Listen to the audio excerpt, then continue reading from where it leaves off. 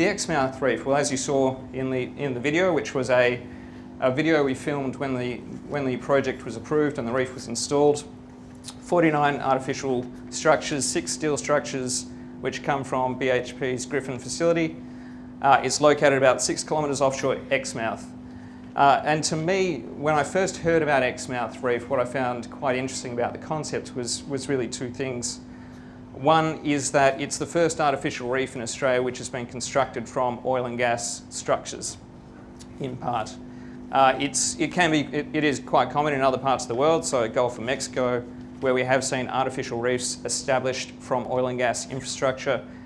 And the Exmouth Reef provides us some insights into what might happen if we actually applied the idea of rigs to reef more broadly across $30 billion worth of infrastructure, oil and gas infrastructure that's out there in the oceans right now. Secondly, and you'll hear a fair bit of detail about this today, the reef was monitored since inception. So since it was first installed, we had an idea of what the ocean looked like beforehand. It's been monitored for the last 18 months since it's been present in the ocean. And so we've got a really good understanding from a scientific perspective of what happens when you put a structure in the ocean. And that's actually quite rare. So for a lot of the oil and gas infrastructure out there, we've monitored for integrity, for maintenance purposes, but we haven't monitored to try and understand, well, what happens to the marine environment over time. NERA is delivering a program, the National Decommissioning Research Initiative, which is seeking to improve our understanding of the marine environment. And all of these results will come together and inform our understanding really of, as I said, of structures in the ocean. Our format today is presentations followed by a panel session. Our first presentation is from Dr. Andrew Rowland. Andrew is currently the Chief Executive Officer of Recfishwest, a role he's filled since 2012. He is a Director for Fishability, a member of the Wreck Fishing Research Steering Committee, the Premier's Marine Science Roundtable, and WA Marine Stewardship Council's Certification Advisory Body. He has a PhD in Fisheries Science from Murdoch University.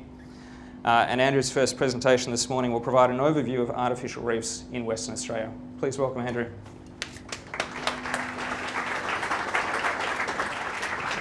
Thank you, Andrew, and thank you everybody for coming along. Really great to see everyone here. Today's presentation is actually a fishing story, and it's one that Recfishwest is very proud to be part of, and one that we're very proud to have worked with the fishing community of Exmouth to deliver. Recfishwest is the peak body in Western Australia. We represent 1 in 3 West Aussies that love to get out there and wet a line each year, and our vision is around ensuring great fishing experiences for the West Australian community. And that great fishing experiences is something which you'll see as a common theme throughout this project, and culminates in some of the great work that the Fishing Club are delivering. When we get out and ask as the peak body our community as to what would enhance their fishing experience, it's pretty simple: more places to fish and more fish to catch. And when we really do start to unpack that, we talk about healthy habitats and abundant fish stocks. Artificial reefs in WA provide both of those things: healthy habitats and abundant fish stocks. So we've been on a bit of a journey in Western Australia. The Exmouth Reef is the 5th one under the state government supported policy on habitat enhancement and the purpose-built best practice models of artificial reefs. We've had 6 in the last 6 years, and we've got a range of different materials from concrete through to steel, and we've supporting this reefing program by a very, very strong science component. So we're on a continuous learning journey to improve the investments of the recreational fishing sector licence money, as well as the investments of our partners. The benefits of artificial reefs, obviously, you know, this is exactly why we do this. Increased productivity and environmental resilience. We're turning some of these barren seabeds into fishing and fish oases. Enhanced fishing experiences, obviously there's that word experience again, and why Recfishwest is acutely involved. Flow-on benefits from an economic perspective, particularly in the regions. And the artificial reefs allow us to essentially build new fishing grounds. Some of the most precious things to fishers are their fishing grounds, and artificial reefs allow us to build accessible places and that are safe and enjoyable, particularly for families in small boats, but we get a design element to really meet a community need when we start to purpose-built artificial reefs. Exmouth, quite well known, particularly for the Ningaloo Reef, and is known as a fishing wonderland. But generally, a lot of the fishing in Exmouth is off the west coast, associated with the reef, and pelagic species and demersal coral associated species. And there was a real need to have a look in Exmouth Gulf, generally habitat limited, and an area that provides safe, accessible fishing, particularly in close proximity to the best and most safest boat ramp in the town of Exmouth at the marina there.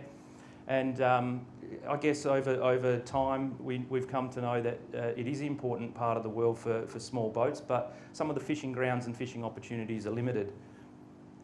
Barren seabed, accessible fishing location and community support, the three key ingredients to where this project really did step forward. We had a very strong need from the community to create a new fishing area, particularly for visitors coming to Exmouth in small boats, and the community was right behind this project, and it was a long vision of the community, a 5-year vision, driven by particularly the Exmouth Fishing Club and also some of the businesses in town. There was a very clear and defined purpose for this project: safe, accessible fishing in Exmouth Gulf in close proximity to the best boat ramp in town. This project was a collaboration.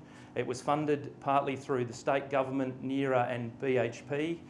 Subcon, as you'll hear from Matt shortly, in terms of their engineering solutions and expertise. Recfishwest held the reefing permit and ran through the monitoring side of things and work on the Reef Vision program, which is really driven by the Exmouth fishing community, and you'll hear about Ewan Harvey shortly on some of the amazing science that him and that community have been delivering through the robust framework of the science that underpins this particular project, thanks to the support of NERA in particular, in turning what was a relatively small recreational fishing licence funded reef that was always going to land in Exmouth Gulf into this amazing collaboration between industry, government and the community. All right, thank you, Andrew. So, as Andrew alluded to, our next speaker is Matt Allen. Matt is a founder of Subcon, which provides specialist blue solutions for reef restoration, marine foundations, stabilisation, scour and erosion control.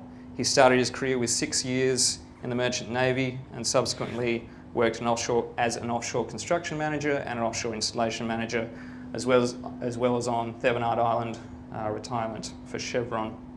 He holds an executive MBA from UWA and bachelor's degrees in engineering and technology from the Australian Maritime College. Matt joins us today to discuss the concept, structure, challenges and learnings from Exmouth Reef.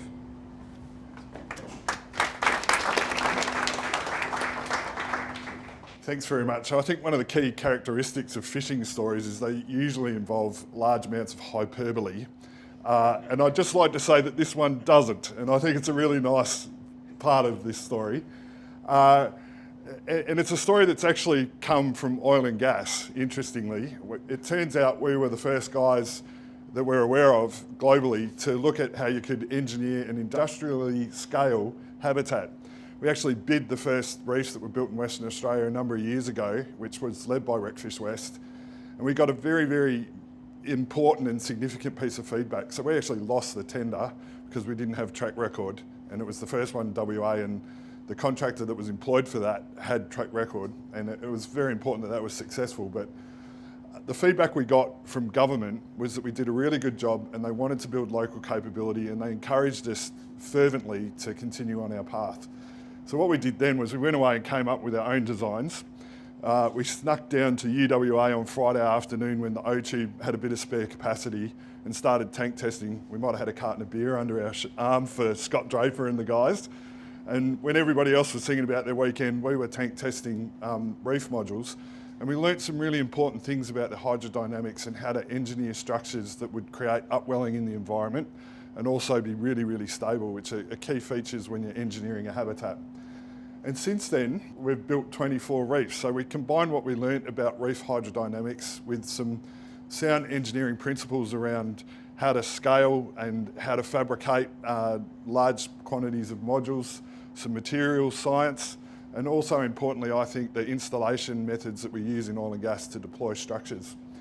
And through that process, we started to look at how we could if you like, cracked the code on the Mexican standoff, I call it, between a regulator that's principles-based, that's saying really to community, we'll support reefs as long as you can prove the benefits of them to us, and operators who would like to prove the benefits of them but don't have a working prototype. And to get a working prototype, you need a permit. Can you see the problem? So instead of tackling it head on, we came to Andrew Rowland and the team at Recfishwest with the idea of this fish tower. And they're essentially two 90-tonne steel jackets. And there's 2 of these now installed about 5 years ago, right out the front of Perth, south of Rottnest Island. And it enabled us on purpose-built structure to start to monitor the benefits of these. We've since built 6 more off the New South Wales coast, which has been really significant. So they're successful in their own right as a fisheries enhancement solution. In part of that, we've been able to take everyone on the journey of becoming comfortable with the idea of fisheries enhancement. And Andrew mentioned before that our fisheries are habitat limited. There's a lot of focus on overfishing, but actually in Australia, the fisheries are very well regulated. And we see now that actually loss of habitat or lack of habitat is a key issue in fisheries productivity. So restoring that habitat's important. When Exmouth came up, we started off with a very small reef with concrete purpose-built structures, and we came back to Recfishwest and said this is the opportunity of a lifetime, we think, to canvass industry and see if anyone would like to participate. BHP got on board with their 6 mid-depth buoys. They were really critical to this because they were floating. We were able to relocate them, which meant that we didn't have to face a lot of typical regulatory hurdles that you would have to face if you reefed in situ. And we were able to leverage what we did at Rottnest in permitting that with the Department of Environment and the Fisheries Department with these tanks that look quite similar. The purpose-built structure in this case was chosen because it provides the small cryptic spaces that juvenile fish move through their life stages on. So the large tanks provide us with really good structure to provide upwelling and high vertical relief, which is important for pelagic fish. And the smaller structures provide the habitat that allow juvenile fish that have come out of seagrass meadows or mangroves or out of estuaries where they've been spawned and move through that important juvenile life stage before they move out into the ocean. And we think that combination of design is how we can demonstrate then productivity. And this was the design we came up with. You see all the modules are allocated in an east-west direction, so the current comes from the north, prevailing current comes from the north, and it creates upwellings which lift nutrients into the water column. And that lifting of nutrient into the water column recruits bait fish and then the larger fish to the reef. And then you can see the smaller habitats provide connectivity between those and the juvenile habitat. And then finally, the types of concepts that we're working on going forward are these integrated models where we deploy modules where the productivity is already proven and they're chosen to complement the existing oil and gas infrastructure. So we'll target different functions of those structures to enhance the oil and gas infrastructure and actually change the narrative from a sea dumping exercise to a habitat creation one and really tackle that social and economic benefit and the whole discourse that's happening in community head on. Thanks. Thank you, Matt. So our next speaker is Ewan Harvey. Ewan is a professor of marine science at Curtin University. He's probably no stranger to most of you in the crowd. Ewan's research focuses on how natural and man-made structures and oceanographic processes influence the composition and distribution of fishes. Over the last 20 years, he's particularly focused on developing innovative fishery sampling techniques. He's also been involved in testing and validating the use of environmental DNA as a data collection technique, including in relation to man-made structures. And he has oversighted the implementation or design and implementation of the Exmouth Reef monitoring program since inception. So please welcome Ewan. This has been a journey, and this journey started in 2017 when Recfish pulled us into a meeting with Subcon and also pulled in what was at that stage fisheries to have a conversation about how we could develop this project and what the sorts of outcomes were and what the information needs were. Before I go too far, I want to acknowledge some of the people that have been involved in the project apart from the Exmouth community. We've had Matt, who's actually driven the project. We've had Steph Watts, Andrew Rowland and James Florison, who have really pushed the outcomes, but also some of the science and the science needs and the community monitoring. We've had Ben Saunders from Curtin, who's actually been helping me a lot with the oversight, experimental design, making sure that we're getting it right. Sam Russell has been an honours student who came to Recfish and said, I want to work on artificial reefs, and he got pushed our way to be involved and has actually done a lot of the work in the field and also a lot of the image analysis. Most importantly, Laura Fullwood, who's my senior technician, who has done all the image analysis and actually collated all the data and got it all cleaned up and making it look good. There have been a large number of groups involved in this, and particularly the community groups and local businesses in Exmouth. So I'm not going to talk about them because I'm sure Steve will talk about them at a later stage. We've seen that you've got the 6 big tanks, you've got the different concrete modules purpose-built, and it created a really unique opportunity for actually being able to test what sorts of structures actually perform best depending on what sort of outcomes you're wanting. So we had 3 major research questions. They were, how do the fish assemblages and the biomass at King Reef change over time? How do they compare to the natural habitats? That's actually really important to understand that. Are they the same? Are they completely different? We also wanted to understand what the differences were between the 4 different types of structures. A very large component of the monitoring was reef vision, and if you want to find out more about that, talk to James and Steph down the back here. But we were lucky that we managed to convince Sony to put up about 24, 25 little cameras. Curtin University built a whole heap of housings, and we came up with 10 or 15 stereo BRUV units that are the basis of the work that are occurring up in Exmouth with the community monitoring. So these are the BRUVs here. Basically, you've got 2 cameras, you've got a lightweight frame. This is stuff that I developed back in the late 1990s and is now being adopted as a standard sampling technique pretty much right around the world. Basically, what happens is you've seen some of the imagery, you've got a bit of bait that goes in a bag, you put it out the front, you drop it down into the water. It's very much like a fish trap, except rather than capturing the fish in a trap, you're recording them. And that gives you amazing information in terms of the number of fish that are there. Because it's stereo, we can measure the length to within 1 or 2 millimeters. But it's also really good for education, for social license, for communicating some messages. So we had the community group actually doing the BRUVs work, and they sampled on the artificial reef.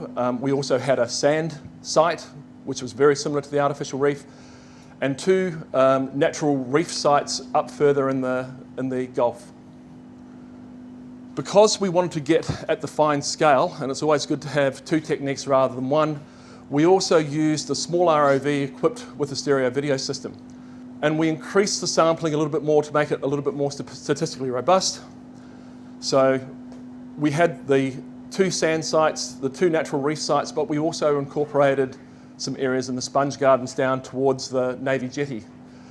The sponge gardens are probably one of the most undervalued and under-researched resources that are actually in the Gulf. In fact, along that northwest shelf, they're an area of high diversity for fish and an area of high recruitment. So we wanted to bring those in. So what I'm going to do is talk about the BRUVs results and then go through the ROV results.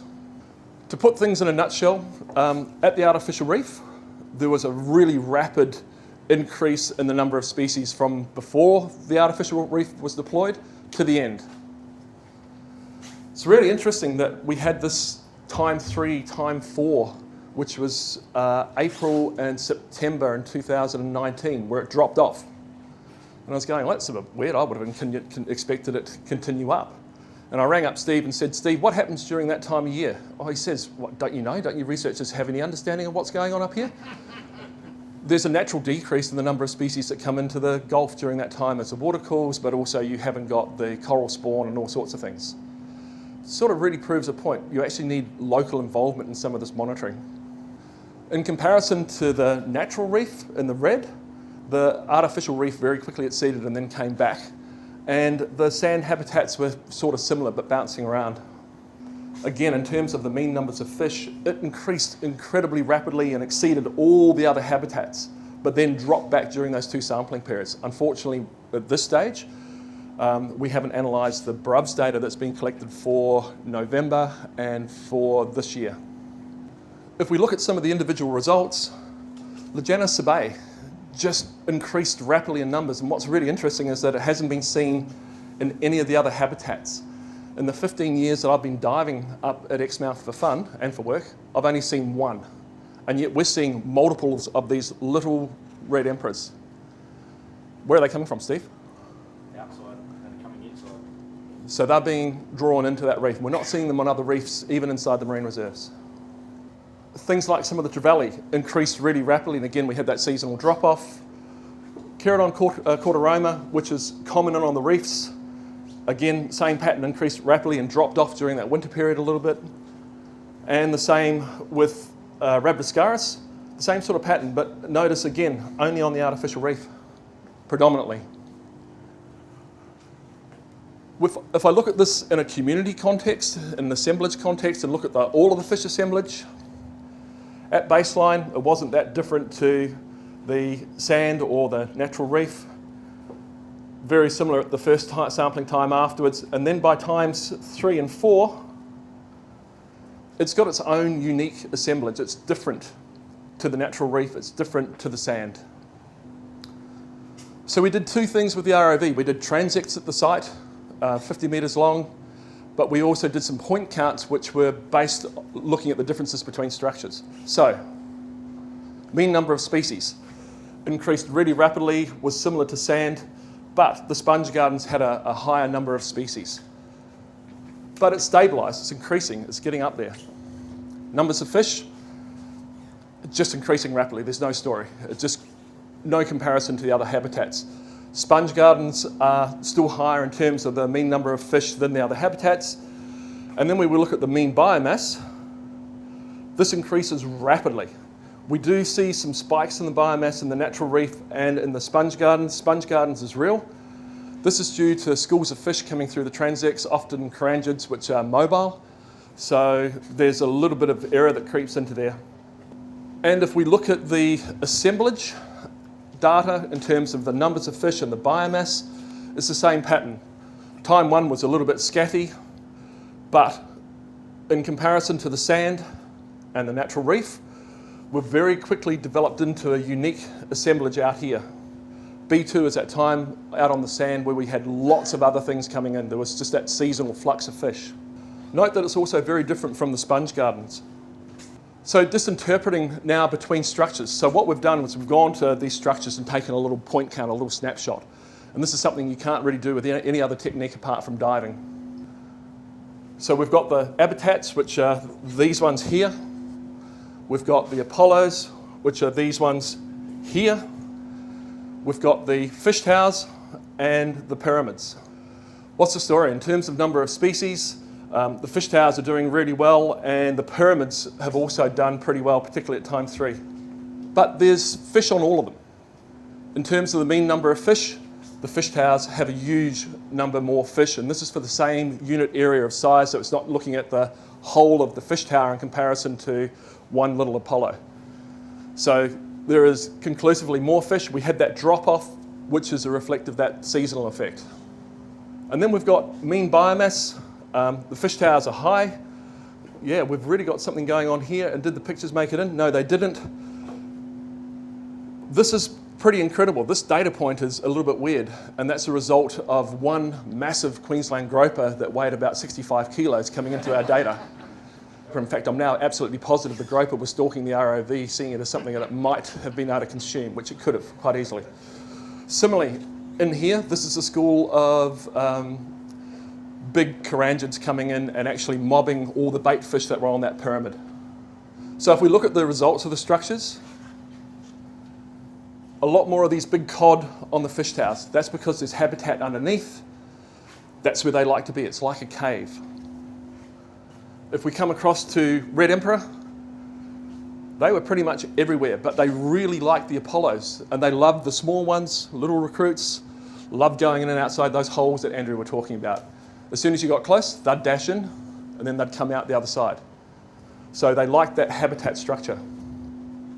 Lejanus carpetatatus, pretty much all the way across, didn't mind the pyramids, but one of the things that we noticed in the first couple of time periods, there was very little on the pyramids. It's taken time for the communities to develop on that, and that's because they're quite a large open space.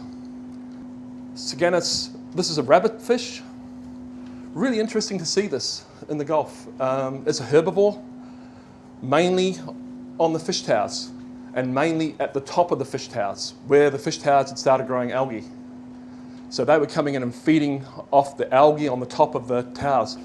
So you'd pretty much created a complete ecosystem that had sort of algal flats on the top, ledges and bits and pieces underneath, caves, and that was the reflection of the fish.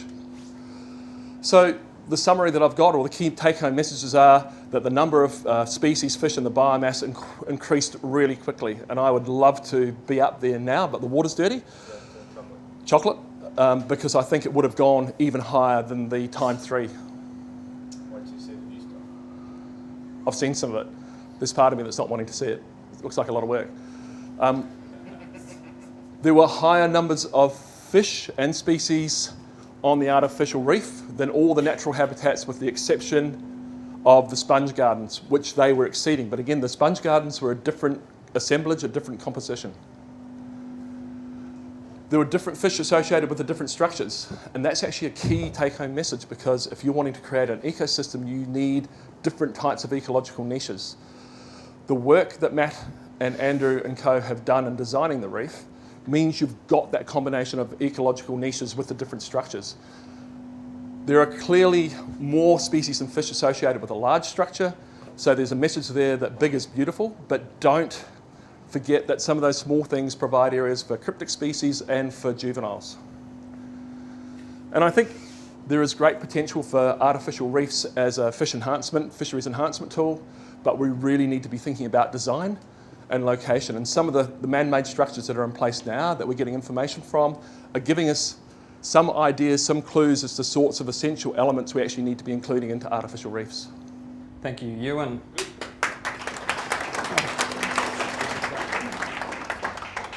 All right, so one final speaker. He is performing an encore performance and just rounding out the presentations with some further information on engagement and next steps. Yeah, thanks, Andrew. The science is really important, but from Recfishwest perspective, also it underpins some of the design.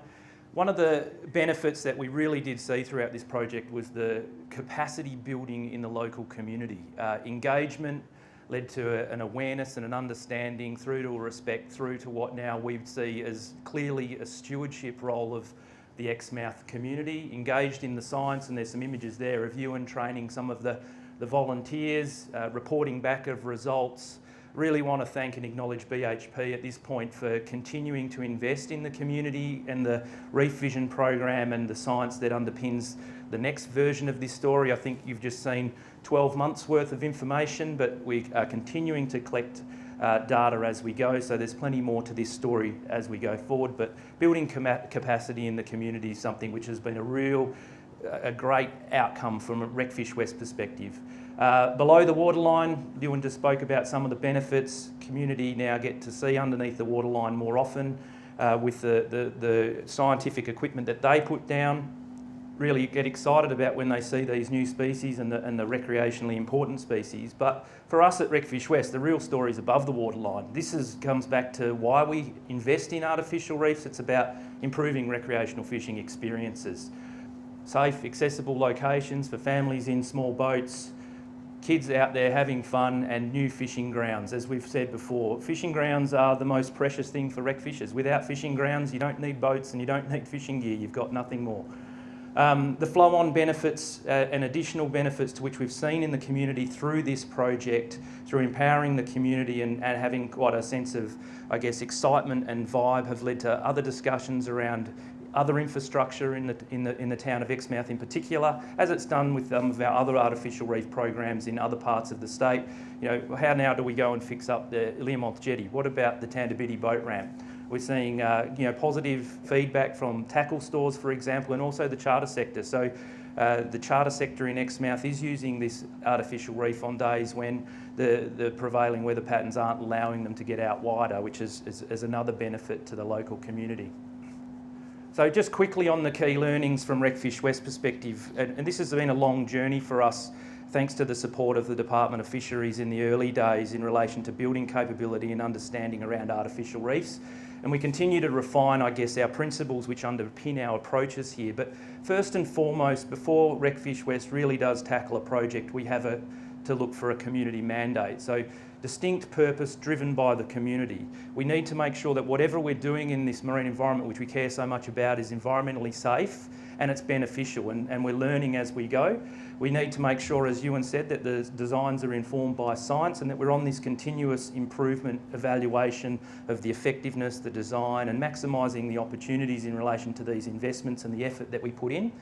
And I suppose at Recfishwest we note that the value that this creates to the broader community, which we represent the interests of, and the benefits that flow on into regional economies and communities is something which we're excited to be supporting, and we're in it for the long haul. We've got a commitment here to be in, to do it properly, and we're now looking for opportunities, particularly around scalability and partnerships such as the model that we've got here in Exmouth.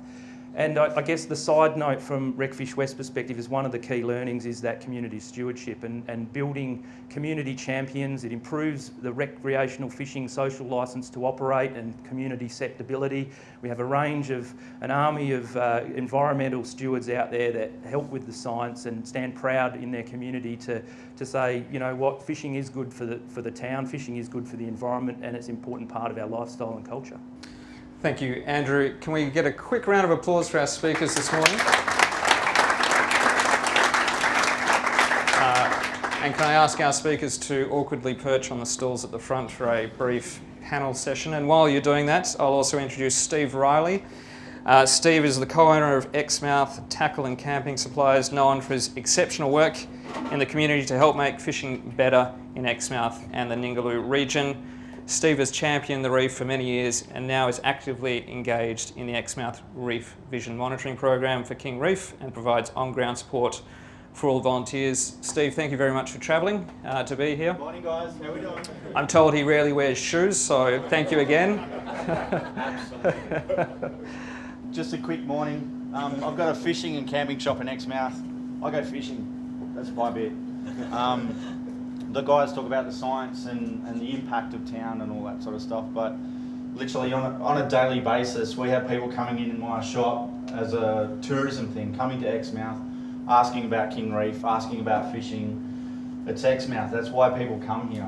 There's 4 caravan parks in town, everyone's got little boats, a lot of little families. The whole reason we built it was a safe fishery, an easy habitat, easy accessible, but it's people that don't have a lot of experience fishing can target this and catch fish and have fun. They might catch 1 fish or 2 fish and, you know, little Johnny's got a photo or the daughter's got a photo and they love it and it's fantastic. So my job today is to make sure you guys do more. So Steve, following on from that, I might just pitch 2 questions at you. One, how much did you and the community know about artificial reefs before installation? And 2, how did you feel about using retired oil and gas infrastructure to establish the reef? It's Exmouth. We all go fishing. We've been doing reefs, artificial reefs, floating fads, any way to bring fish structure into town for years. Whether it's a milk crate at the bottom of your private jetty to attract more fish, or, you know, which we really try and develop to get more fishing. We need more fishing spots, we need more fish, but we want to do it with sustainability as well.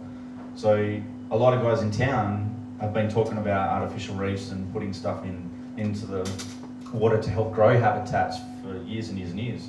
I stole this idea off another guy from town who's been in there for 45 years. So, and then once he got the ball rolling, all the guys got together and the process has been massive, but it's exciting. Like, you can see the species on those few videos we've been watching. The outcome's fantastic. With the town, what was the second question? What were we going? How do you feel about the part of the reef being established from retired oil and gas infrastructure? So, with the science that Ewan presented, in the beginning we weren't really sure about it. I want my kids to fish, so if they do it safely, it does all the environmental stuff, and we've already seen the results from this first round.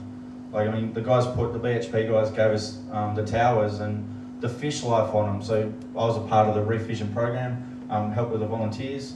From the beginning when we're putting the structures in the water and seeing the cameras, and I've actually seen the fish population grow over the last 18 months, from before to during to now. Like, Ewan hasn't seen the footage we did in November, December, January, and it's don't swear. Fantastic. Sorry. It literally is amazing. The fish life that we've got now is huge. We took the BHP guys out. We went for a quick fish to do a film for a TV ad. We had fish on the boat within 7 minutes. So not little fish. We're talking mackerel like this on an artificial reef that you guys helped us get. So we're only a little town. We want to grow that. We want to increase that. Everyone in town talks about it. Everyone in town goes there. Like, even the professional guys that, like we were saying, when the weather's crap, you can actually go out and still target species. So as a tourism base, as a shop, as a retailer, give me more. It's awesome. So long as it ticks all the boxes. Like I said, I want my kids to fish here. So that's why I'm here, to get more, but to fly the flag for that, definitely. Yeah, it's kind of interesting because I know when Steve's been out doing monitoring, because I'll get a JPEG or a movie coming through on my mobile, and yes, there will be some language which is not repeatable here. And he's going, what's this? What's this? Look at this, look at this. And the excitement, and that's actually not coming through just from Steve now, it's coming through from other people as well, who have figured out what my mobile number is. Because I told everyone. Yeah, I know.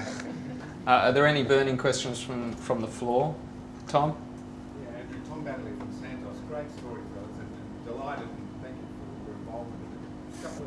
One thing I want to ask you is, what's the reaction in principle, if not perhaps in the example we're talking about today, what's the reaction from commercial fishers and from the green activists that do make life Not me. The commercial fishing sector are part of a project that FRD, a fisheries research and development project that Ewan's doing at the moment in relation to the utility of man-made structures in the marine environment. I think there is progressive thinking within the commercial sector as to how these structures in the future would provide opportunities for enhanced fishery productivity. Particularly in the northwest, we really understand that due to some very poor fishing practices back in the 70s and 80s with international fishing fleets, that we have lost a lot of habitat in that part of the world, which has significantly decreased the overall finfish productivity. And we've had broader discussions with the commercial sector as to how these sorts of partnerships will allow some scalability of habitat replacement and rehabilitation that will form those same ecological services that the sponge gardens and those things that once did. The second part of the question, we've got a strong relationship in Exmouth, for example, with the Capes Conservation Group. They are involved, have got members involved in the artificial reef monitoring program, the Reef Vision program that James and Steph run, and which has been extended thanks to the help of BHP. So we as Recfishwest, obviously as a not-for-profit, have a different relationship with regulators and community than operators do, and it's one where we have a very strong sense of alignment and shared values and beliefs around a healthy marine environment without any, I guess, profitability endpoint. And I think Recfishwest played a really important role in this project in having broader discussions with other interest groups and the broader community as part of the artificial reef permitting process through the Department of Environment and Energy. Very robust process and consultation with a range of stakeholders led by Recfishwest really does, I think, inform a different type of conversation. I've got a question which I'm going to direct at both Steve and Ewan. Attraction versus production, which is one of the age-old questions around these structures in the ocean. Steve, are we producing fish on this reef or are we attracting them? I would 100% say producing fish. So on the video, you'll see, like Ewan's already spoken about the baby Red Emporer. I'm going to use that as an example. I've been in Exmouth for years and we never had reds in the Exmouth Gulf at all. Like, my wife was born there, their family's fished in Exmouth since the town started. So we put an artificial reef in and they've actually come in and spawned, and then our juveniles are starting, and that's the process. It's getting little fish around a little habitat, they grow up and they go into a bigger habitat, but there's actually a flow-on effect from that. So in the shop, would have been just after Christmas, obviously people in Exmouth for the Christmas to New Year holiday, There was some tourists in town. He came to the shop and showed me a video, and he's like, "What's this? Show me the fish." And he swam off the beach, at Town Beach, went into the water in the 3 metre mark, and he's got under a bommy, and there's baby reds already in front of the beach at town. So they've started on the artificial reef and spread. And that's huge for us. There's videos that Ewan's got of amberjack. Amberjack's another species that I would have said never in Exmouth Gulf, and that's actually come in, they've spawned, and now they're staying on that habitat. So we're actually bringing fish in and producing more fish, so it's kind of a both thing. Me, Ewan. Ewan. Ewan, from the most scientifically robust answer we can possibly get. Yes. I guess there's two things. We do have fish coming in, there is some attraction, but there is the growth. And I think at this stage you're talking about fish, but we actually need to be talking about the reason those fish are coming in. It's not just habitat, it's also food. So for example, I'm pretty certain that the plankton, as a result of the upwelling that Matt's built into the systems, is occurring. And that's a project that we'll have ongoing. We've got Jason Alexander, who's a PhD student, who's going to look at that from an eDNA perspective from samples that we've collected before and up till now. Growth, when people talk about production, they talk about recruitment. But recruitment's really hard to figure out where things are coming from. Are they actually growing there and being spawned there and growing? Probably not. It doesn't happen anywhere, not even in the marine reserves. Things just get carried out to sea and it's random. There are sources and sinks. I'm actually going to dial a friend and throw Steve Newman under the bus as a fisheries person. Thanks, Ewan. So how do I answer this question?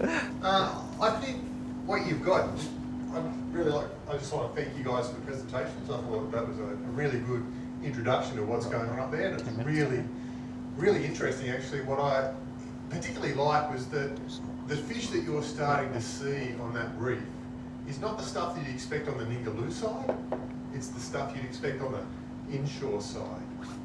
So if you go further north from Exmouth, if you go up around Ashburton Island, Onslow, you'll start to see those fish assemblages. So you'll see the small red emperors, you'll see the estuary cods, and in fact some of those estuarine environments even closer in those creeks, in the creeks between basically Onslow and Karratha, you'll see a lot of those fish. So what I think you've got here is the whole Northwest Shelf environment, going back to what Andrew said previously, it's a habitat limited environment, and there's a lot of foreign vessel fishing activities which removed a lot of that habitat in the 70s and 80s, and that whole system has been in a recovery. But it's not productivity limited. And by productivity limited, I mean it's not limited in terms of the nutrient flow into those waters. There's lots of internal waves and oceanographic dynamics that I think that Matt's work is feeding in on. So if you can get, there's lots of opportunities now with this work I see up there, and I see it being an opportunity that the more you put, more reef environments you put up there, the more you're going to increase productivity. Have we increased productivity per se in this localised area? Maybe a little bit, it's early days, but certainly you've started to change the dynamic. And once you start to change the dynamic, you create opportunity. So what I see from this work, and probably future work, is opportunity. Thanks, Steve. I'll stop the bus before it runs over. Andrew, I find the whole conversation around attraction and production interesting, and from my engineering layman's terms, a reef's function is actually to attract fish. It's its purpose in the marine environment, and fish will spawn in a particular place. It might be seagrass or mangroves or in an estuary, and those fingerlings will go looking for shallow water habitat on which to mature. That's its point of the reef, is to provide that habitat for them to mature. So we've started to take a more sophisticated view of productivity and look at whether we're drawing fish from other reefs, and Ewan's shown that the other reef fish stocks have maintained while these fish stocks have increased, and we've also looked at the increase in size of fish, and that's specifically where the productivity on this reef is happening. So we've got more fish and they're bigger. Thanks, Matt. Steve, feel free to awkwardly perch at the front as well if you like. We've got about 10 minutes left in this panel, so are there any more questions? Yep, Stuart. Yeah, Stuart Smith from Congratulations, guys, on the project. Really good project. Thanks, Andrew. My question is really about what you see going forward as the key drivers for the location for reefs. So will it be where the oil and gas facilities are? Will it be regional centres where tourism and fisheries is important? Will it be where population centres are? Where do you see this evolving to for Western Australia? Good question. I'll start by saying that Andrew in our process talks about getting the purpose and the vision for the reef clear at the start. And Tom asked us a question earlier about commercial fishermen, and it also needs to be on a case by case. So there are some assets that you can relocate, there are some that you can't cost effectively relocate, and all of that needs to be weighed up. I think there's an obligation on us to deliver the commercial fishermen some good outcomes here as well. They should not be neglected through this process. And there's an obligation on us to deliver infrastructure all the way up the coast that drives economic outcomes for different communities, like the Exmouth one. So, it's a good question, Stuart. There's two components in my mind. One of them is the accessibility component from the rec fishing sector. Boats are generally getting more reliable and more fuel efficient from a rec sector perspective, so people are going further. Yeah, we know of guys out of Karratha, for example, which are doing day trips out to Rankin Bank. It's 150 kilometres out there, and stopping over at Montebello's and places like that. So there's a utility component from a rec fishing experience perspective in terms of enhancing those fishing experiences from an accessibility perspective, and I think there's a commercial line which generally they have perhaps a greater range. But I think also based on the broader history of the loss of productive habitat throughout the Northwest Shelf in particular, there's benefit in just having the productivity benefit, even in areas where the rec fishing sector can't access, in terms of just the whole overall system that helps recruit and sustain recreational and commercially important species, and just generally overall replace and rehabilitate some of that lost productivity. So one, accessibility is important. However, from Recfishwest perspective, we still would support and believe there's benefit in infrastructure and artificial reefs and habitat enhancement developments that aren't necessarily within the range of a small trailer boat. I agree with that. I'm just going to very quickly add to one of the original questions about commercial fishermen. So from the results of the socio-economic study that we're doing on the values to recreational and commercial fishermen, the commercial fishermen are going, oh yeah, give us more. In fact, some of them are creating them without people knowing. There is real value, particularly in the deeper waters for the trap and the line fishermen. There are groups that are inshore that are going, no, we don't want it for trawling. There are other groups in the aquarium sector that say, yeah, we want structures in place. So it really depends on the purpose. And there's also another group that are coming into play. There's recreational divers who are going, yeah, we want more of these structures. And you only have to look at the Exmouth Navy jetty as an example of the economic value. And there's also intense social value. So the bulk jetty down in Kwinana is one of the most popular sites for recreational divers who are into photography. I'll just quickly add, it's worth noting, from the rec fishing perspective, when we talk to people, a lot of the time they understand the habitat benefits of existing infrastructure, such as Devonard Island, which we're working on at the moment on a very strong community mandate to look at retaining the existing environmental value of 30, 40 years worth of marine life and growth on pipelines and on other infrastructure. That would be, in our situation, whether it's accessible, is something which we really want to entertain and have a really close look at, and perhaps augment and engineer in a purpose-built way that enhances the benefits and environmental benefits that marine life is already providing to the region. But the other thing from our perspective, which we're also really interested in, unlike this one and like some other ones that we're exploring at the moment in relation to partnerships, is a remove and relocate option is also something which we're really interested in through some of the engineering expertise of Subcon and through some of the environmental reef designing learnings that we're having and through some of my team at Recfishwest.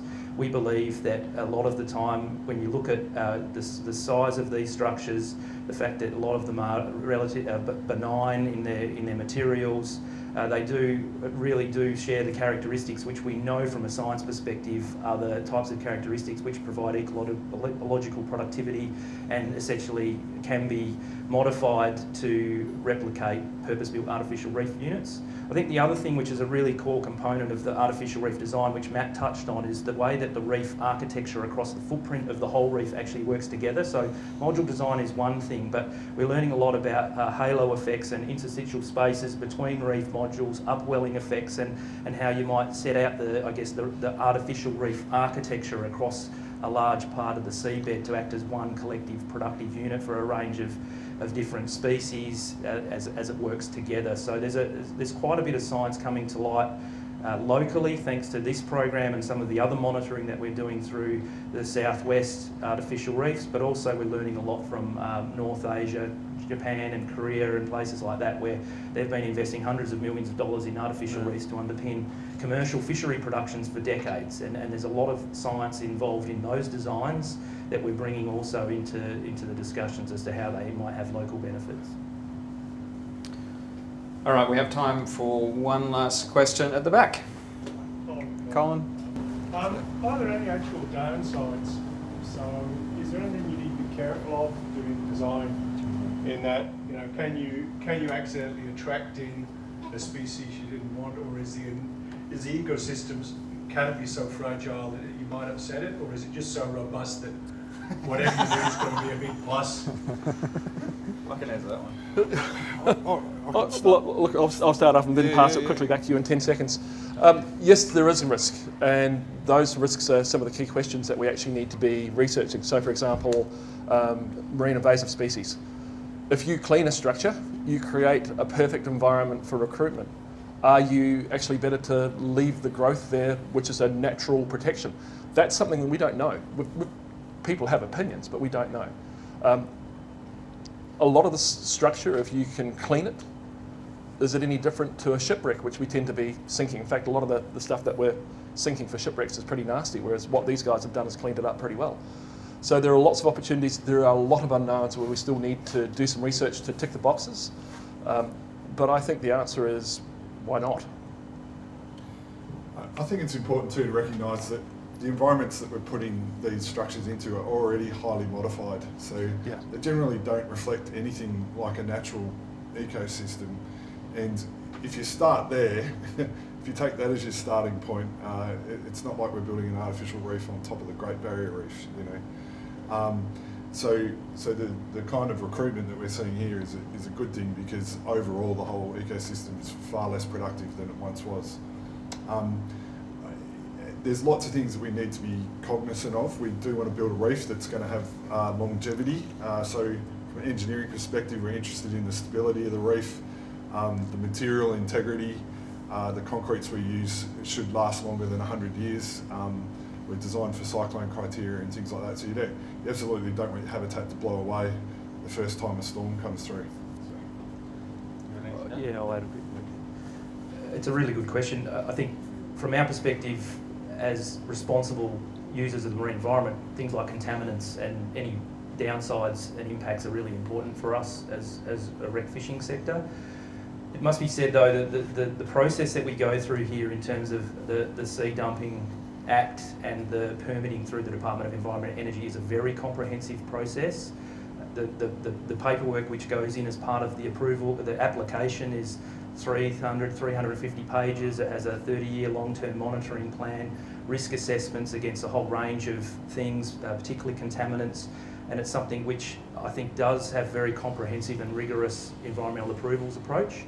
And it's something from Recfishwest perspective that we're really pleased with, because we really do see a benefit here, but the other side of the coin is we want to make sure that we're doing this in a responsible way. So we believe that process that we're working through at the moment and some of the work that's coming through the NDRI, for example, which Ewan touched on and what Matt's touched on, will help inform those discussions and inform those regulators going forward as to the suitability and of various structures in the marine environment. Agreed. Yes. So Steve, any final words? Do it. Do more seriously, guys, same with what the guys are saying. Each individual project that you come up with that you're going to have to look at, everything has to be assessed individually. You can't say, yeah, let's just put artificial reefs in and we'll do 20 of them and we're going to go here, here, here. Look, you need to actually have a look at the area, have a look at the habitat, I want my kids to fish here, man. Like, that's what it's all about. Like, I go fishing all the time. As soon as my wife gives me permission, I'm out the door and I'm gone. We really want to make sure it's sustainable and more spots, more fishing, but we still want to do that safely. I mean, the guys' design that they've done for King Reef is fantastic. It's easy, it's clean, it's great. If anything comes up in the future, put it in my house, that'd be fantastic. All right, so with that, can we please thank our speakers, Andrew, Steve, Matt and Ewan.